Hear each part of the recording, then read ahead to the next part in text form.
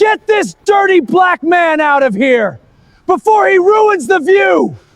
Preston Ashford sneered, shoving the 63-year-old hard by the shoulder. A cheap paper package hit the marble and tore open, the little hand-carved music box inside cracking against the stone as Ruth's pearls scattered across it. Preston's mother, Camilla, stepped forward, her face twisted with disgust. Look at that pathetic brown suit. Did you crawl off a public bus just to embarrass our family? People like you are a disease to high society. Preston kicked one of the pearls aside and leaned down into the older man's face. You don't belong here. Go sit on the curb where you fit, or my security will throw you into the gravel like the trash you are. Ezra Calloway didn't flinch. He simply knelt, his old joints stiff and slow, and began to gather his dead wife's broken pearls off the cold marble, while 300 of the wealthiest people in the state watched in silent, gutless contempt. Preston stood over him with his hands in his pockets, grinning at the degradation like a boy pulling the wings off a fly. But Preston Ashford had no idea. He did not know that the quiet black man he had just publicly humiliated was the absolute owner of the ground beneath his polished shoes, and the billionaire chairman whose signature was on the paycheck that paid for that tuxedo. He was about to find out, and by the time he understood what he had done, there would be almost nothing left of the Ashford name but ash. Before we reveal the terrifying patience of this father and the absolute destruction of the Ashford family empire, take 1 second to drop a comment telling me where in the world you are watching from, and hit that subscribe button right now, because how this story ends will stay with you for a very, very long time. To understand how a 63-year-old man ended up on his knees on that marble, gathering pearls while a crowd sipped champagne and looked away, you have to go back. You have to understand why a man worth more than most nations came to his only daughter's wedding on a public bus, in a suit, 20 years old, carrying his whole heart in a package tied with kitchen twine. His name was Ezra Calloway, and he could have arrived in any car ever built. He could have landed a helicopter on the South Lawn. Meridian Sterling Group, the company he had founded and still controlled, managed more than $40 billion in assets. Hotels, ports, hospitals, farmland, half the fiber running under 3 American cities. Ezra owned the controlling share of all of it, and he had built it out of nothing, out of less than nothing, out of a 2-room house in the lower part of a Louisiana river town, where his mother took in other people's laundry and his father carved wooden birds to sell at the Saturday market for $1 apiece.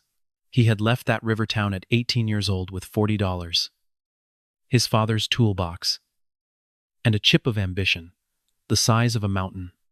He worked the night shift loading trucks and read library books about finance until his eyes burned. He noticed things other men missed. A warehouse mispriced here, a shipping route nobody had bothered to optimize there, and he turned one small logistics company into 2, and 2 into a dozen, and a dozen into an empire. And every single time a door was slammed in his face because of the color of his hands, he simply found a way to own the building the door was in. It took him 30 years. He buried a wife along the way. And when the dust finally settled, the boy who had sold wooden birds at the Saturday market controlled $40 billion and had told almost no one who mattered to him, because the only person he had ever wanted to impress was a woman who loved him when he had nothing at all. Her name was Ruth, and 30 years earlier, when their daughter was born, Ezra Calloway made a decision that the men on his board still argued with him about to this very day. He decided to raise his daughter poor. Not truly poor. Simone never went hungry, never went cold. But when she was small, Ezra told his little girl that he worked in shipping. He drove a plain gray sedan. They lived in a modest brick house on a street where the neighbors were teachers and nurses and bus drivers. When Simone asked why they didn't have a swimming pool like her friends, Ezra knelt down and said, "Because we have something better. Baby. We have enough." And he meant it. And she believed it. And she grew up, never knowing that her father could have bought the entire neighborhood twice over without once checking the price. People asked him why. His executives asked him. His late wife's sister asked him. And Ezra always gave the same answer. Quiet and immovable. "I have watched money turn good people into strangers. I have watched it teach children to be cruel before they could even spell the word. I am not going to hand my daughter a fortune and then spend the rest of my life wondering whether the people who love her. Or love it. She is going to be loved for who she is. And she is going to grow up knowing that a man is worth exactly what he would be worth if you stripped every last dollar away from him. Nothing more. And nothing less." Ruth Calloway died 8 years before that wedding. Breast cancer. Fast and merciless. And on the last good afternoon they ever had together, Ruth took her husband's rough hand in her thin one and made him promise 2 things. First, that he would give their daughter her pearl earrings on the girl's wedding day. The same pearls Ruth had worn when she married Ezra in a borrowed dress in a little church with a leaking roof.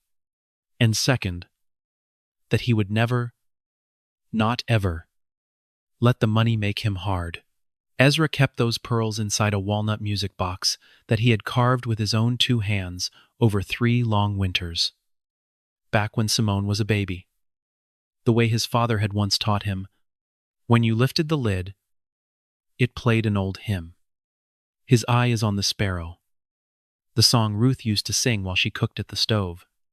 And on the morning of the wedding, Ezra Calloway wrapped that music box in butcher paper and kitchen twine, held it in his lap the whole way, and rode a city bus out toward the Virginia horse country. Because he wanted to arrive the way he had lived, on his own 2 feet. Something happened on that bus that tells you everything about the man. An older woman climbed aboard with heavy grocery bags, and there were no seats. And Ezra Calloway, chairman of a $40 billion company, stood up without a second thought and gave her his, and rode the rest of the way, holding the overhead rail with one hand and his dead wife's pearls in the other.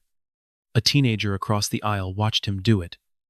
This old man in a thin suit, giving up his seat, and quietly rose and offered his own seat to a tired young mother 2 rows down. Ezra caught the boy's eye and gave him a small nod, and the boy flushed with a pride he could not have explained. That is how it works, Ezra thought. Watching the strip malls slide past the window, dignity is contagious, and so is cruelty. Every one of us is deciding, all day long, which one we are going to pass on. He did not know, riding that bus, that in 1 hour he would stand in a room full of the most privileged people in the state and watch nearly every one of them choose cruelty. He only knew what he intended to choose. No matter what they did, Thornhill Estate sat at the end of a mile of white fencing. A great honey-colored manor house with columns 2 stories tall and gardens that cost more per year to maintain than most people earn in a decade. Preston Ashford's family had chosen it. Of course they had. The Ashfords were old money, the kind that came down through generations of banks and boardrooms and the quiet, comfortable certainty that the world was arranged correctly, in their favor. And here is the first thing that Preston Ashford did not know. 11 weeks before that wedding, a Meridian Sterling company had quietly purchased Thornhill Estate as part of a package of luxury properties. On paper, it belonged to a fund. In truth, it belonged to the father of the bride, which meant that Ezra Calloway walked up the long tree-lined driveway toward a wedding in a 20-year-old suit, on a piece of land that he himself owned, and a wedding coordinator named Bianca came clicking across the gravel toward him with her clipboard held up like a shield. Sir? Sir, can I help you? It was not a question. Her eyes traveled from his thinning collar to his scuffed shoes to the brown paper package in his hands, and Ezra watched the arithmetic happen behind her face.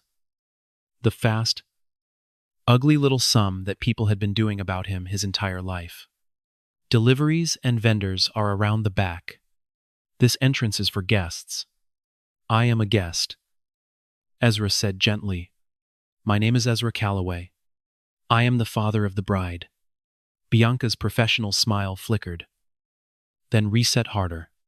She glanced at the manor, at the 300 beautiful people already gathering in linen and silk, at the champagne towers and the ice sculptures, and then back at the old black man in the thin brown suit holding a package tied with twine. And you could see her simply refuse to let the two pictures fit together in her mind. I think, she said slowly, you may be confused about which event you are attending. Daddy, the word cut across the gravel like a bell. Simone Calloway came down the front steps in a plain ivory dress, her veil not yet pinned, running the way she used to run to him when she was 6 years old and had skinned her knee.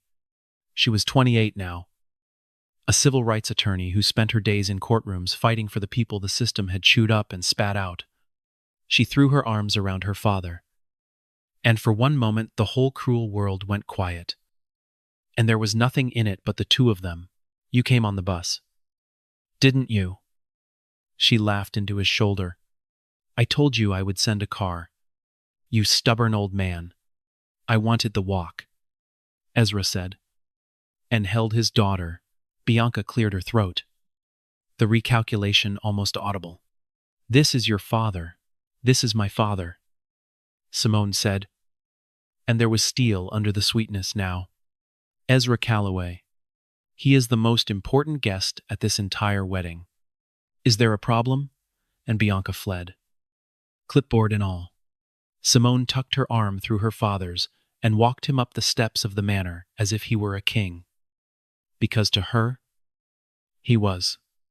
She did not tell her daddy the thing his gut had already begun to whisper, that a place could be beautiful and rotten at the very same time, and that the two things, in his long experience, were not unrelated. Camilla Ashford received Ezra Calloway the way a duchess receives a plumber. She was a tall, lacquered woman in oyster gray silk, and she extended 2 fingers toward him rather than a hand. You must be Simone's father, she said, her gaze doing the same cruel tour that Bianca's had done. How quaint. And you came all this way, from wherever it is you are from. And what is it you do? Exactly. Simone was always rather vague. Shipping. Mostly, Ezra said pleasantly. Logistics. A working man.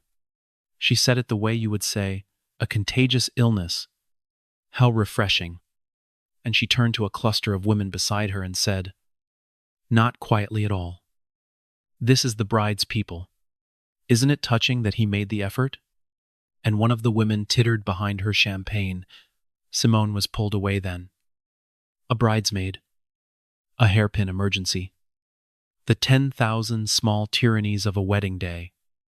And she went, casting an apologetic look over her shoulder, trusting the adults to behave. That was the mistake. That is always the mistake. She left her father alone in a room full of people who had already decided what he was. Preston Ashford found him by the tall windows. The groom was handsome in the expensive, a forgettable way of men who have never once been told no. He was 33 years old. Senior Vice President of Acquisitions at a firm he liked to call one of the biggest holding companies in the country, without ever seeming to grasp that he was a mid-level cog in a machine far larger than his imagination. He had a glass of bourbon in his hand, and his best man, Trip Donnelly, at his shoulder, and he looked Ezra up and down with an open, lazy contempt that he did not bother to hide. Because why would he? There was no one in that room he believed he needed to hide it from. So you are the dad, Preston said. He did not offer his hand, Simone talks about you like you hung the moon. Bit of a letdown. Honestly, no offense.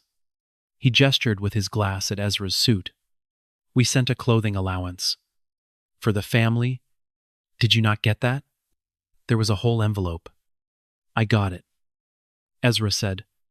He had, in fact, quietly donated every cent of it to a scholarship fund. I like this suit. My wife bought it for me. Right. Well, Preston exchanged a glance with Tripp. And Tripp smirked and lifted his phone. And Ezra saw the little red dot come on. They were recording him. For laughs? For later? Look, here is the thing. This is a very high-profile event. There is press. There are serious people here. Senators? My father's business partners. I need today to be perfect. So I need you to understand your role, which is, you sit in the back. You do not talk to the important guests. You do not tell any of your little stories. And you let this be a beautiful day for people who fit. The service entrance has a nice quiet spot. You will be comfortable back there. Preston, Ezra said, very calm and very low. I am the father of the bride. I will be walking my daughter down that aisle. The smile fell off Preston's face like a plate off a table. No, he said. You won't. You are not walking anyone anywhere. Look at you. I have the governor's chief of staff out there. I am not having this shuffled down my aisle in front of everyone I know. And then the mask came all the way off. So casual in its ugliness that a few people nearby actually flinched. You people are always trying to insert yourselves where you are not wanted. Not today. Not at my wedding. And that is how a 63-year-old man came to be standing in the center of that terrace when Preston Ashford, in front of 300 witnesses, shoved him by the shoulder and told the world to get the dirty black man out of there before he ruined the view. That is how a cheap paper package came to hit the marble. How a hand-carved music box came to crack against the stone. How Ruth Calloway's pearls came to scatter across the cold floor of a place her husband owned. That is how Camilla Ashford came to laugh and call a good man a disease. And that is how Ezra Calloway came to lower himself down onto one knee, slow and stiff, with the whole gutless crowd watching, to gather his dead wife's pearls into his working hands, on be one, and close them in his fist, and press that fist to his chest. And then he did something that stopped the whole terrace cold. He reached down and picked up the cracked music box, and he opened the lid, and the little mechanism inside, jarred and broken, gave 3 faltering notes of that old hymn, "His eye is on the sparrow," and then went silent, and an old man knelt on marble he owned, holding a broken box he had carved for a woman 8 years in the grave. And he did not weep, and he did not curse, and he did not beg. He simply went very, very still. And there is something in a grown man going still that even strangers feel down in their spine. That was the exact moment Simone came back out onto the terrace in her wedding dress and saw her father on his knees. She did not scream. Laughter. People would remark on it. How quiet she got. How the whole terrace seemed to drop 10 degrees. She came down the steps slowly, her half-pinned veil trailing behind her, and she crossed the marble, and she got down on both knees beside her father, right there in her ivory dress, in front of the governor's chief of staff and the senators and Camilla Ashford's entire gleaming world. And she helped him pick up the last pearl. Then she stood, and she turned to Preston, and her voice, when it came, was not loud. Simone Calloway had spent 5 years cross-examining men who thought they were untouchable. And she had learned that the quietest voice in the room is the one that cuts. What did you do? Simone. Babe. It is handled. He came in the wrong entrance. The guests were uncomfortable. I made a call. That is what a host does. What did you do to my father? He is not even supposed to be up here with the important. He is my father. And now, at last, her voice broke the surface. And it rang off the columns and the fountain and the frozen faces. That is my father. And you had him thrown down onto the ground, like garbage in front of everyone. And you, she turned, slowly, and looked at Camilla, and at Tripp with his phone still up. And then she turned and looked at the 300 people. The whole silent, beautiful, spineless crowd of them, and not one of you stopped it. You watched. You watched an old man get thrown out of his own daughter's wedding. And you sipped your champagne. Real silence now. Even the string quartet had finally stopped. Preston tried one more time. And it was the worst thing he could possibly have said. Simone, come on. Be reasonable. Look at how he is dressed. You know what people were going to think. It would have been embarrassing. For us. For our future. I did it for you. Simone looked down at his hand, reaching for hers. And then she looked up at him. And something in her face closed like a door. She took off her engagement ring. She did it slowly, deliberately, and she pressed it into Preston Ashford's palm and folded his fingers over it. There is no us, she said. There is no future. A man shows you exactly who he is, by how he treats the people he believes can do nothing for him. And you just showed me. In front of everybody. She stepped back. So thank you. Truly.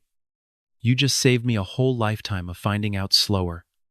And she took her father's arm. Her father, who had said not one single word through all of it. Who had let his daughter fight because he wanted, more than he wanted, his own vindication. To see whether the child he had raised would choose him over all of this before she knew there was anything to choose. And she had, without hesitation, and without knowing that the man in the brown suit could buy and sell every soul on that terrace, Simone Calloway took her father's arm and began to walk him, with enormous dignity, toward the gate. They had made it perhaps 20 steps when a line of black cars came up the mile-long drive. Now, to understand what was in those cars, you have to understand what else Preston Ashford did not know. Because while he was busy humiliating an old man in a cheap suit, a reckoning had already been set in motion. Weeks before, and it was closing in on that estate like weather. 2 weeks earlier, in the ordinary course of business, Meridian Sterling's general counsel, a meticulous man named Daniel Reyes, had flagged something during a routine review of a mid-level executive up for promotion. The executive was a senior vice president in acquisitions named Preston Ashford. It was supposed to be a rubber stamp. Instead, Daniel Reyes found 3 internal complaints against Preston that someone had very quietly buried. The first was from a woman named Rosa Mendez, a housekeeping supervisor at a Meridian-owned hotel where Preston had stayed during a deal. Preston had berated her in front of guests, called her, "You people," told her to go back to whatever country made her kind, and demanded she be fired for bringing him the wrong pillows. Her complaint had gone up the chain, and then simply vanished. The second was from a young man named Deshaun Willis, a brilliant 24-year-old junior analyst, black, the first in his family to finish college. There was one deal in particular. Deshaun had spent 3 sleepless weeks building a financial model that spotted a mispriced portfolio of distressed hotels. A $140 million opportunity that nobody else in the department had seen. He walked it into Preston's office, proud and breathless. Preston listened, nodded, called it interesting but half-baked, and sent him away. And 9 days later, Preston presented that exact same model to the board, as his own brilliant discovery. Deshawn's own charts, with Deshawn's name scrubbed off the bottom, and took the bonus, and took the credit, and took a promotion. When Deshawn quietly raised it with human resources, he was told he lacked documentation, and warned, gently, that ambitious young men who made accusations tended not to last long in a firm like this. He had a grandmother to help support, so he stayed, and he swallowed it, and he told himself that was simply how the world worked for men like him. He had no idea that the model he had built would one day cross the desk of the one man in that entire building who would recognize, instantly and exactly, what had been done to him, because it had once been done, in a different city, in a different decade, to a young man named Ezra Calloway. The third complaint was a group grievance from 4 members of a facilities crew about a company retreat at which Preston had done an impression so vile that a caterer had walked out and Trip Donnelly, ever the documentarian, had recorded it. A cruel, ugly performance at the expense of the very people who cleaned Preston's hotel rooms and carried his bags. And Trip had posted it, briefly, to a private group, before someone with sense made him take it down. But the internet does not forget, and neither did Daniel Reyes. He had the file. Preston Ashford had built a small, quiet empire of cruelty inside Meridian Sterling, protected by his father's name and the reflexive deference of managers who assumed a man like Preston must be going places. And he had no idea that the paperwork on his promotion, the paperwork that would have made him a managing director, landed, as all major personnel decisions above a certain level did, on the desk of the founder and chairman himself. Ezra Calloway had read every single page. He had watched the video twice. He's upset, his old heart aching for young Deshawn Willis, who reminded him of nothing so much as himself at that age. And then he had turned to the last page of the file, to the personal notes section, and he had seen, listed under Preston Ashford's upcoming personal leave, 3 words that stopped his heart. Wedding. Fiancée. Simone Calloway. His daughter. His Simone was engaged to this man whose entire career Ezra had, without ever knowing it, been quietly financing. This man who thought you people was a thing you said to a woman holding your pillows. Now here is the terrifying patience of Ezra Calloway. He could have ended that wedding with a single phone call. He could have had Preston fired that same afternoon and told Simone everything. But he picked up the phone that night, twice. And twice he set it back down, because he knew his daughter. If he told her that her fiancé had a buried history of cruelty, she would confront Preston, and Preston would deny it, and weep, and swear, and blame stress and a misunderstanding. And Simone, who was kind, and who believed herself in love, might just talk herself into believing him. Words can be argued with. Words can be explained away over a long enough evening. But if she saw it, if she saw the true face with her own 2 eyes, out in the open, aimed at a helpless old man Preston was certain could do nothing for anyone, then no denial on God's green earth could ever unring that bell. So Ezra Calloway made the largest bet of his entire life. He wrapped his dead wife's pearls in butcher paper. He got on a city bus. He walked up the driveway in his thin brown suit, and he let Preston Ashford show his whole, true, rotten self to the woman he was about to marry, and to 300 witnesses, and to a best man with a camera. He was betting that his daughter's character was real. Not a thing she said, but a thing she was. And if he was wrong, if she took Preston's arm and let them walk her father to the gate, then he would lose her, and he would have deserved to. He placed the whole of it on her, and she had just chosen him. On her knees on the marble, before she knew there was a single dollar in the world. Which is why, when Bianca the coordinator finally did the one thing no one else at that wedding had thought to do, when she looked up the name Calloway in the estate's ownership records, because something about the way the old man said it had lodged in her like a splinter, and found what she found, and went running for a phone signal. The call reached a woman already an hour into a drive she did not fully understand. Her Name was Vivian Ozai.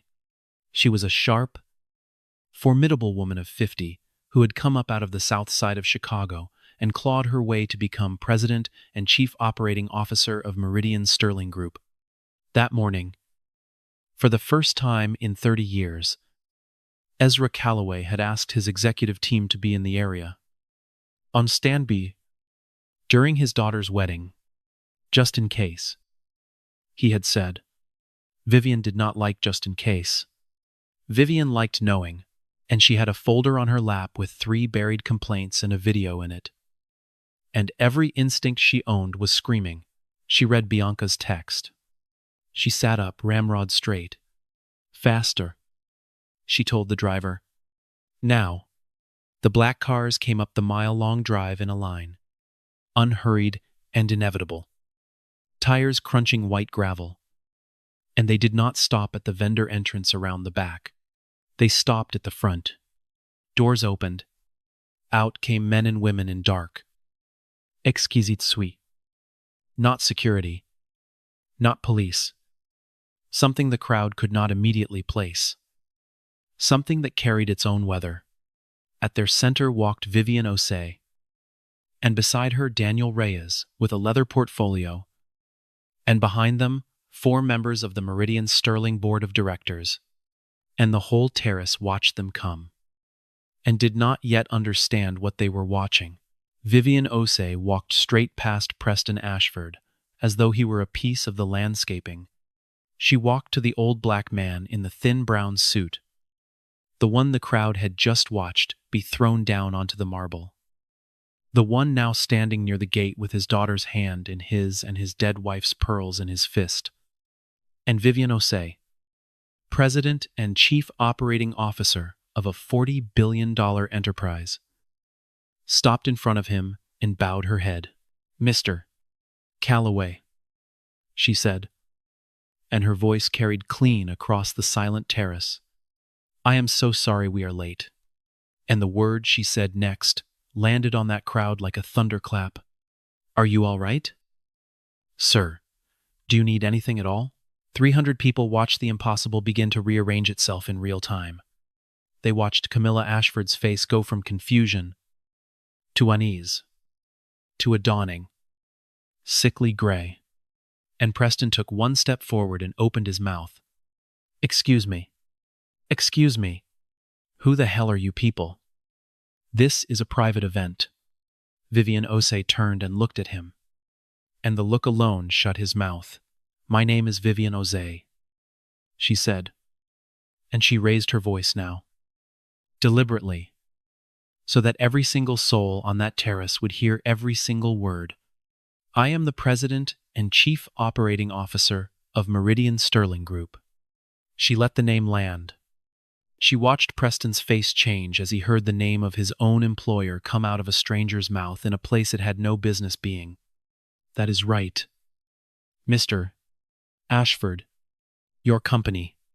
I am your boss's boss, and I have driven an hour on a Saturday to be here because of him.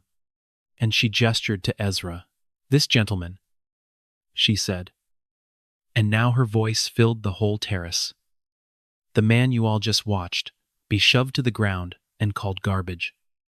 The man whose dead wife's pearls are scattered across this floor. This gentleman is the founder. He is the chairman. He is the controlling shareholder of Meridian Sterling Group, a company that manages more than $40 billion in assets. And that employs, among a great many other people. And here her eyes found Preston.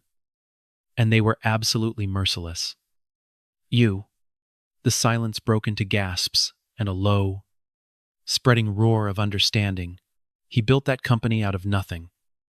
Vivian went on, relentless now, with his own 2 hands, the same hands you all just watched pick his dead wife's pearls up off your marble. And there is one more thing that every person on this terrace needs to understand.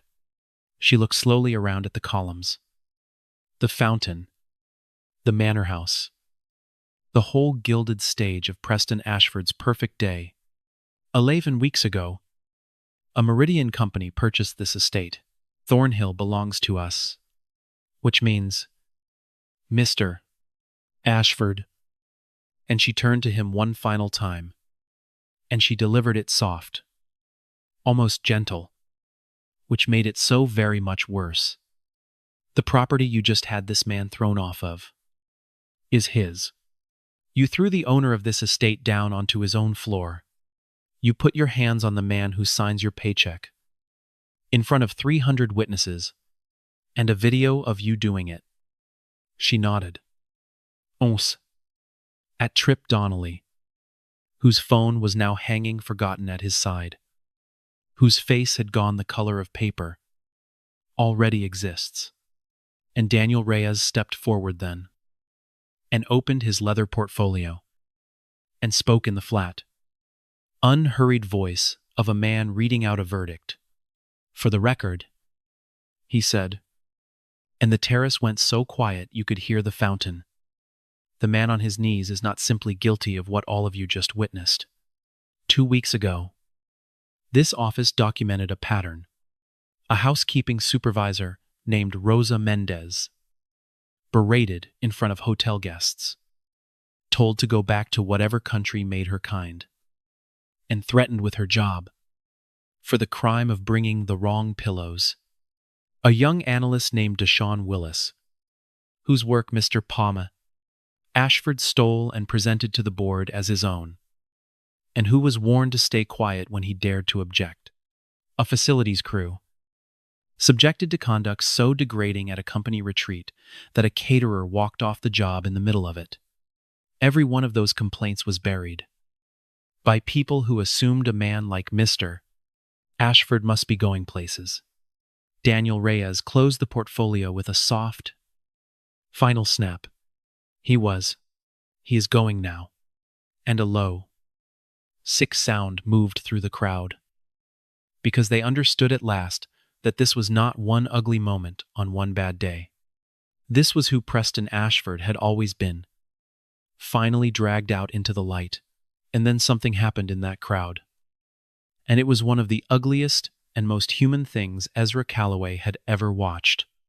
The same 300 people who had sat in perfect silence while an old man was thrown to the ground now turned, as one body, against the Ashfords, not out of any late-arriving decency, but out of pure animal self-interest, because they had just learned which way the real power ran.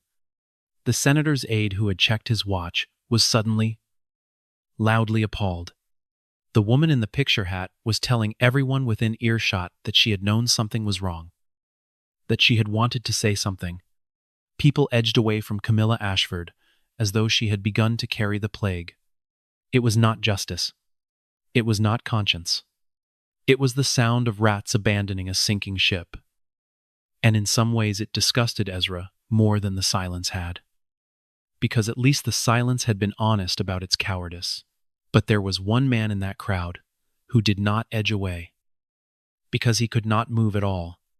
Grayson Ashford, Preston's father, stood frozen near the front, a glass of scotch going warm and forgotten in his hand.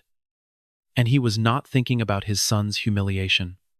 He was doing arithmetic.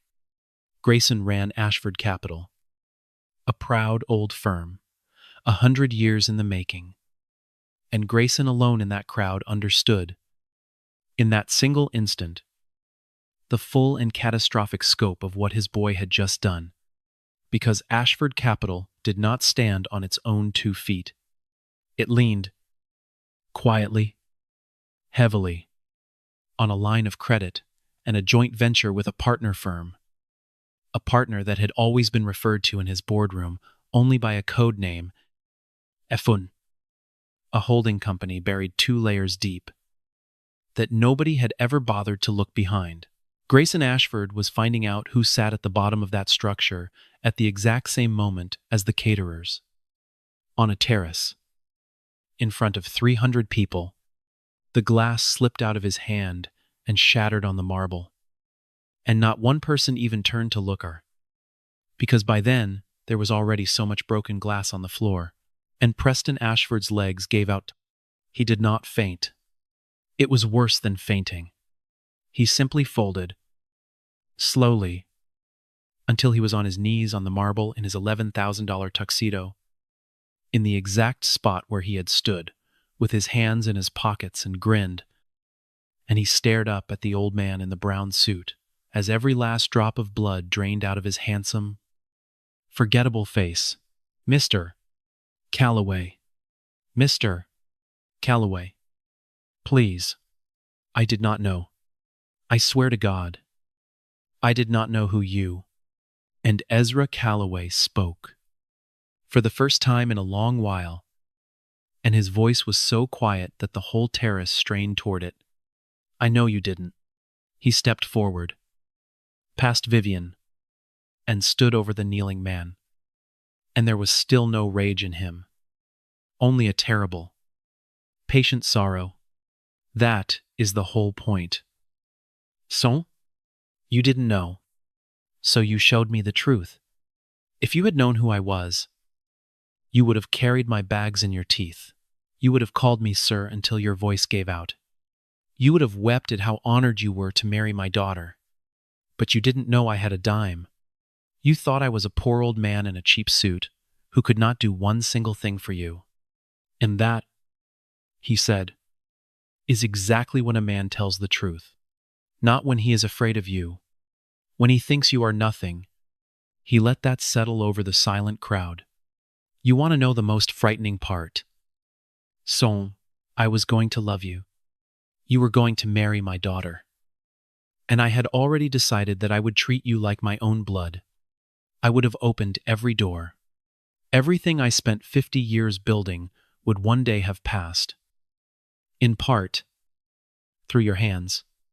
And all you ever had to do was be kind to one old man you thought was poor. That was the whole test. That was the only thing I ever needed to know about the man my Simone was about to give her entire life to. And you failed it in under a minute. Without a flicker of hesitation. In front of the whole world. So no. You did not lose a fortune today because I am a cruel man. You lost it because you showed me. For free. And in front of everyone. Exactly what you would have done with it." He opened his fist. Ruth's pearls sat in his palm, gleaming. "You knocked my dead wife's earrings onto the ground," he said. "You cracked a box I carved with my own hands over 3 winters, while my baby daughter slept, and you told 300 people that a good man was a disease, and that this was not that kind of wedding." He closed his hand again, gently, and he straightened up, and he looked at his daughter, and for the first time all day, the old man smiled. "You were right about one thing, Preston. It isn't, because there is not going to be one." And Camilla Ashford, who moments before had called a good man a disease to high society, came toward Ezra now on unsteady heels, and the transformation was grotesque to watch. The disgust was gone from her face, wiped clean, replaced by a wide, desperate, oily smile. "Mr. Calloway," she breathed, reaching for his sleeve. "There has been the most terrible misunderstanding. My son is under such stress. Weddings are such a strain. And we would be so honored, so truly honored, to have a man of your stature." And Ezra Calloway looked down at her hand on his arm. The same 2 fingers she had once extended to him, as though he were something she might catch. And he did not raise his voice. And he did not pull away. "A few minutes ago," he said gently, "you asked if I had crawled off a public bus to embarrass your family." He let that hang in the air. "I did come on the bus," Mrs. Ashford. And on the way, I gave up my seat to a woman carrying groceries. That, right there, is the whole difference between us. And it always was. And he stepped past her and left her standing with her hand raised in the empty air, grasping at nothing, in front of every person she had spent her whole life trying to impress. And through all of it, Simone Calloway stood very still, her mother's pearls closed in her fist, and tried to make the ground stop moving beneath her, because she had not known either. 28 years. And she had never once known the plain gray sedan, the modest brick house. We have enough. Baby. Her entire life, she had believed her father drove a desk in a shipping office somewhere. And now a stranger was standing on a terrace, calling him the chairman of a $40 billion company, on the grounds of an estate he apparently owned. She looked at her father. This man, she was certain, she knew all the way to the bottom. And he met her eyes. And there was something in his face that was almost an apology and almost a question. And Simone understood, slowly, what he had done. And why. And what it must have cost him to stand there and let it happen. He had let himself be shoved to the ground rather than tell her who he was. Because he needed to know that she would choose him blind. And she had, and whatever else she was feeling in that moment. Under all the shock and the anger and the grief for a wedding that would never be, there was also that she had passed the only test that had ever truly mattered to the only man whose opinion of her she had ever cared about. And she had not even known she was taking it. What happened over the following weeks did not happen in the hot fury of that terrace. It happened the way real consequences happen to real people. In emails and phone calls and legal filings. Quiet and thorough and absolutely without mercy. And it was total. By that same evening, Preston Ashford's employment with Meridian Sterling Group had been terminated for cause. Not laid off. Not resigned. Terminated for cause. 3 words that follow a man into every job interview for the rest of his life, like a shadow he cannot outrun. His pending promotion was voided. His unvested stock options, worth several $1 million on paper, evaporated into nothing between one breath and the next. And because Daniel Reyes was a careful man, the termination letter cited the specific, documented pattern of discriminatory conduct that had been buried in Preston's file. Rocha Mendez, Deshaun Willis, the facility's crew, the video, all of it, which meant that Preston could never tell his country club friends it was a misunderstanding. It was all written down now. It was all real. And it was permanent. Trip Donnelly discovered that very same week that his own firm, a boutique investment shop that did a great deal of business alongside Meridian, and had somehow received a copy of his little home movie. Tripp had recorded Preston's cruelty as a joke. Now the joke had his own name on it. His own laughter on the audio track. His own hand steady on the camera. His firm, terrified of losing the Meridian relationship, terminated him within 72 hours. Trip Donnelly, who had filmed an old man being thrown to the ground and grinned while he did it, learned what it felt like to have the whole thing on tape from the other side. There were lawyers. 2. Rocha Mendez and Deshaun Willis, and the members of that facility's crew, people who had spent years being told that they simply lacked documentation, learned that the documentation had existed all along.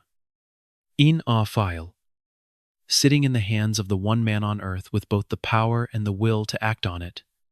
Meridian Sterling did not fight them. It did the exact opposite. It reached out. It made them whole. And it named Preston Ashford personally in its findings, so that his conduct would follow him forever as a matter of record, and not merely as a matter of rumor. Ezra had insisted on that last part. These people spent years being told that what happened to them was not real. He said, now they are going to spend the rest of their lives with it written down, in black and white, that it was. But the Ashford family took the hardest fall of all. And this is where an empire came down. Grayson Ashford, Preston's father, Camilla's husband, ran Ashford Capital, an old, proud firm whose comfortable prosperity rested, far more than the Ashfords ever cared to admit, on a joint venture and a very large line of credit extended by, of all the companies in the entire world, Meridian Sterling. Within a month, citing reputational risk and a fundamental misalignment of values, Meridian declined to renew that credit and unwound the joint venture and called in what it was owed. It was all perfectly legal. It was all perfectly polite. And it took the floor out from under 100 years of Ashford certainty in a single financial quarter. Grayson Ashford, who had built nothing himself but had inherited the unshakable certainty that nothing could ever touch him, sat in a boardroom that was no longer his, and watched 100 years of his family name come apart at the hands of a code name he had never once bothered to look behind. The banks that had always returned the Ashfords' calls stopped returning them. The invitations that had always come stopped coming. Camilla Ashford, who had extended 2 fingers to a working man and laughed and called him a disease to high society, spent the following year learning in exquisite, humbling detail exactly how quaint her own circumstances could become.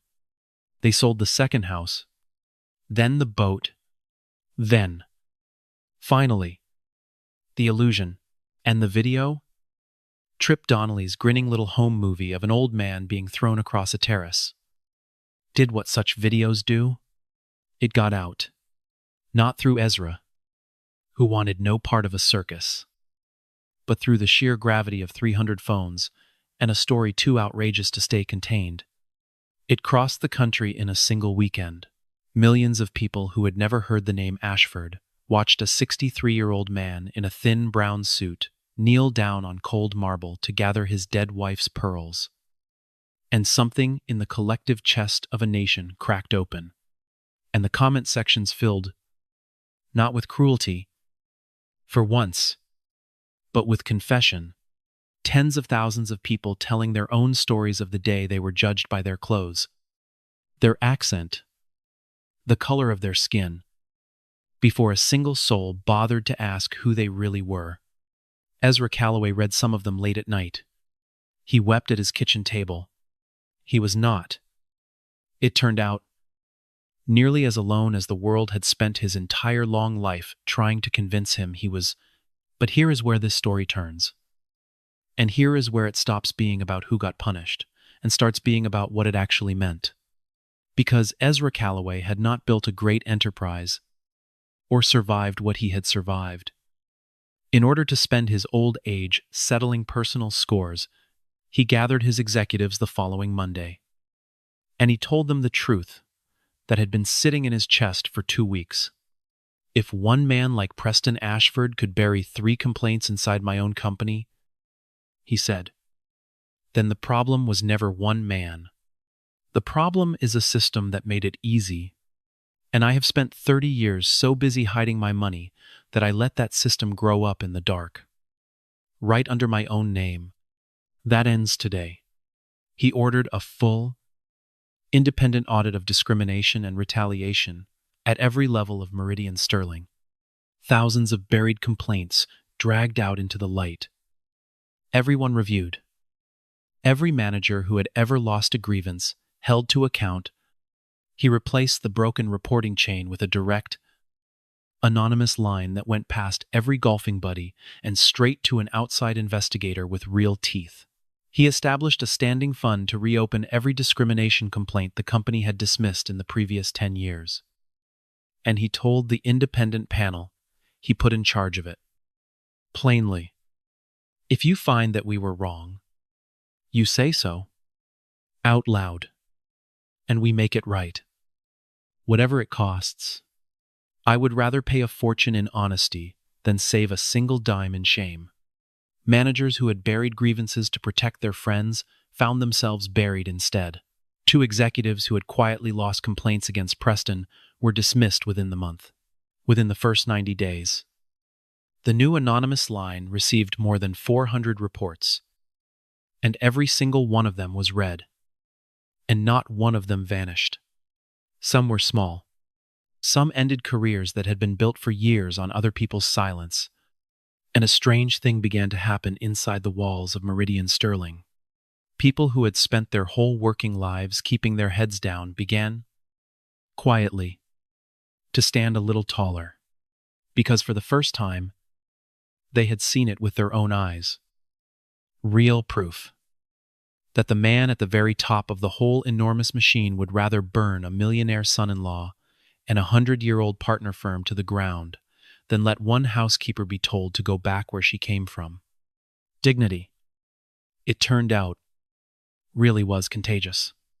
Just exactly like the old man had always said it was, had found Rosa Mendez. He apologized to her personally, promoted her, and made her the head of a new employee dignity council, with a real budget and the actual authority to use it, and he found Deshaun Willis, the brilliant young analyst whose ideas Preston had stolen, who reminded Ezra so much of his younger self. And he called the young man into his office, and he told him everything. And then he made him a vice president and put him on the exact fast track that Preston Ashford's friends had stolen from him 3 times over. Every idea you ever had that another man's name got put on. Ezra told him, "Gets your name on it now. And you are going to build things in this company that outlast every last person who ever underestimated you. I know. I did it myself." Deshaun Willis sat in that office and could not speak for a full minute. And when he finally found his voice, all he could manage was, "Why me?" And Ezra Calloway smiled the tired, kind smile of a man who has waited a very long time to answer that particular question. Because somebody, a long time ago, did it for me, he said. And the only thanks that ever mattered to him was that I would do it for the next one when my turn came around. That is the whole game. So, that is the only fortune that multiplies. And he established the Ruth Calloway Foundation, named for the wife whose pearls had scattered across that cold marble, with an endowment of $100 million, dedicated to legal defense for people fighting workplace discrimination, and to scholarships for first-generation college students from the exact kind of 2-room houses Ezra himself had come out of. And there was one more name on that list, because there had been one person on that entire terrace who did the right thing. A young woman named Alicia, 19 years old, a member of the catering staff working a double to help her mother make rent, who had watched an old black man be thrown to the ground and had quietly set her tray of champagne down on the balustrade, because she could not, would not, serve those people one more glass. It was the smallest rebellion on that terrace, and it was the only one, and Ezra Calloway had not forgotten it. Alicia got a letter a few weeks later that she read 4 times before she let herself believe it. The Ruth Calloway Foundation had a scholarship with her name on it now, and a note, in an old man's careful hand. You were the only person on that entire terrace who did the right thing on the one day it cost you something and gained you nothing. That is the rarest currency there is. Go and spend your life well. She framed it. She is in her 2nd year of college now. She is going to be a lawyer. Like the woman in the ivory dress, she once watched kneel down on the marble beside her father, and he asked his daughter to help him run all of it. And Simone Calloway said yes. She stood in her father's study a week after the wedding that never was, in the modest brick house he still lived in, on the modest street among the teachers and nurses and bus drivers, because Ezra Calloway had a fortune but had never once let it change who he was. And she asked him the question she had waited a week to ask. Why didn't you ever tell me? Ezra was quiet for a long moment. Then he took the walnut music box down from the shelf. The cracked one. The one that had spilled Ruth's pearls onto the marble. He had already had it repaired. Quietly. By an old craftsman who understood such things. And the wood was whole again. And only a fine seam showed where it had broken. The way a healed bone is strongest at the break.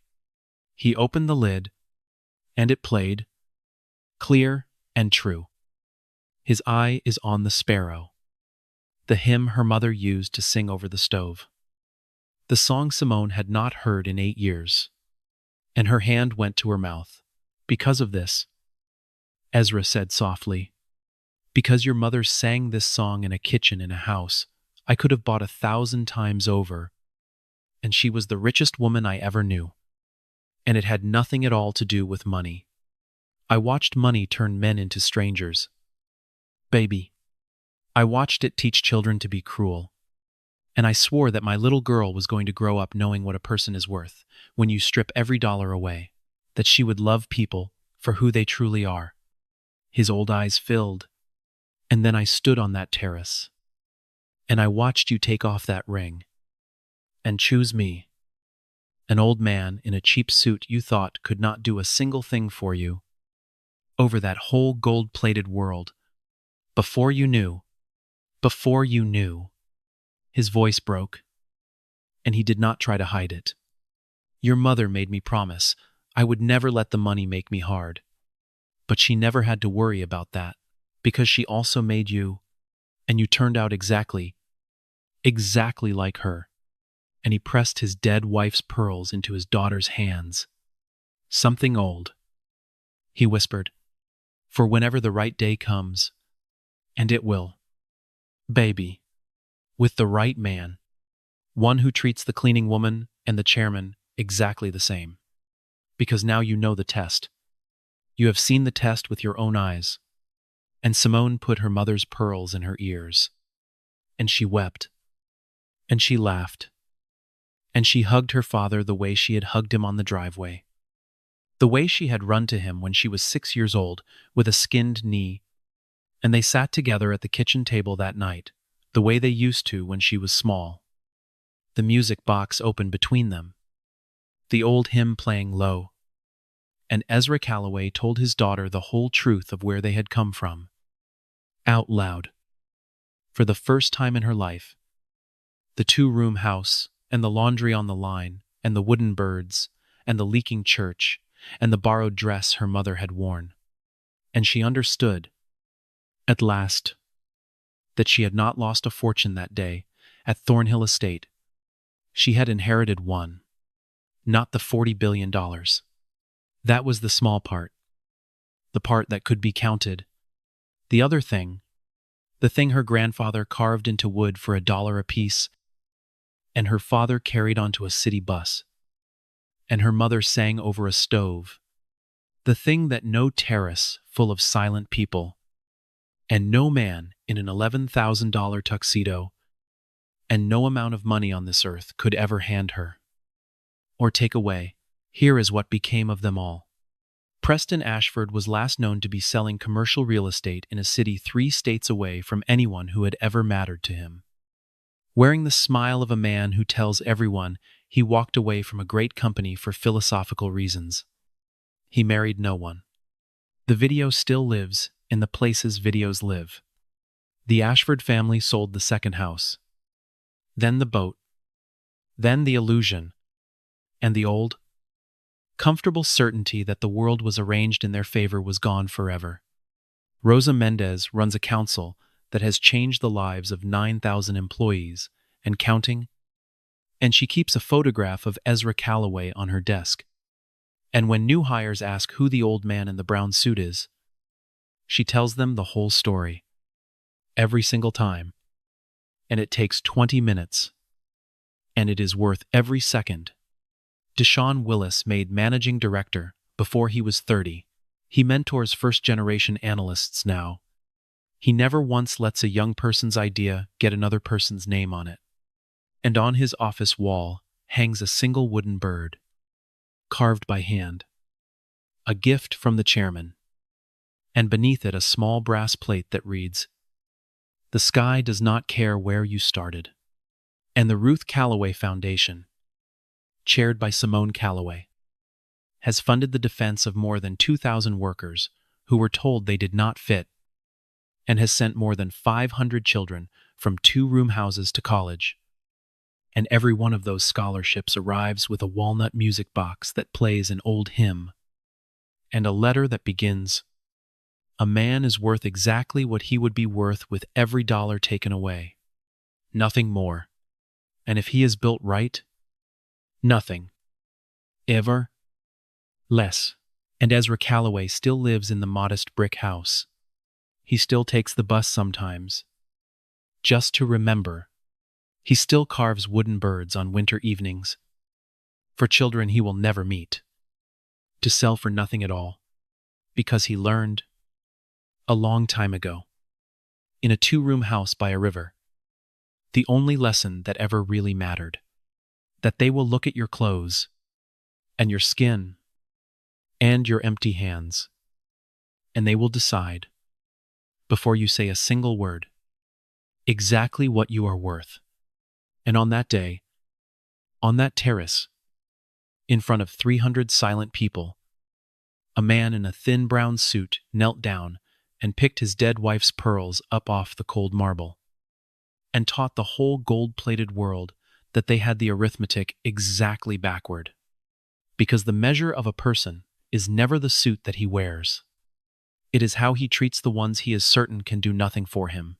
They threw a 63-year-old man down onto a marble terrace in front of 300 people, and not one of them stood up, but his daughter did. And in the end, that was the only fortune that had ever mattered at all. If this story moved you, do 3 things for me before you go. Leave a like so that more people find it. Subscribe so you never miss what is coming next. And tell me in the comments, have you ever been judged by your clothes, your job, or the color of your skin before anyone bothered to ask who you really are? I read every single one. And to whoever needs to hear this today, the people who treat you like you are nothing have simply, tragically, misjudged your worth. Justice can come slow, but dignity was yours from your very first breath. And nobody on this earth gets to take that from you. I have picked 2 more stories on your screen right now, chosen just for you. Take care of yourself, and I will see you in the next one.